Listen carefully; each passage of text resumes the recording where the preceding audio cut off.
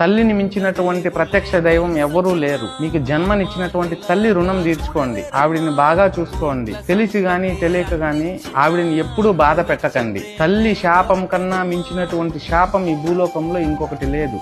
ఆవిడ శాపానికి ఎప్పుడు గురి కాకండి. మీరెంత అందంగా ఉన్ని, మీరెంత నలుపుగా ఉన్ని, మీరెంత మంచివారైనా గాని, మీరెంత చెడువారైనా గాని, మీరు ఎంత పెద్ద ఉన్నత స్థాయిలో ఉన్నా గాని, ఎంత నీచపు స్థాయిలో ఉన్నా గాని, మిమ్మల్నిగా ఎప్పుడు భేదభావం చూపించకుండా మీరు పుట్టినప్పటి నుంచి మీరు గిట్టే వరకు ఎప్పుడు ఒకే ప్రేమను ప్రదర్శించేటటువంటిది కేవలం ఈ భూలోకంలో ఎవరైనా ఉన్నారంటే మీకు నవమాసాలు మోసి కనిపించి మీకు జన్మను ప్రసాదించినటువంటి తల్లి మటుకే. అటువంటి తల్లిని తెలిసి గాని తెలియక గాని ఆవిడ కంట్లో ఎప్పుడు కూడా కన్నీరుని కార్పించడానికి మీరు కారణం కాకండి. అది పరమ దోషం. ఈ సృష్టిలో చెడ్డ తండ్రి అయినా ఉంటాడేమో గాని చెడు తల్లి అనేది మటుకు ఉండదు. తల్లి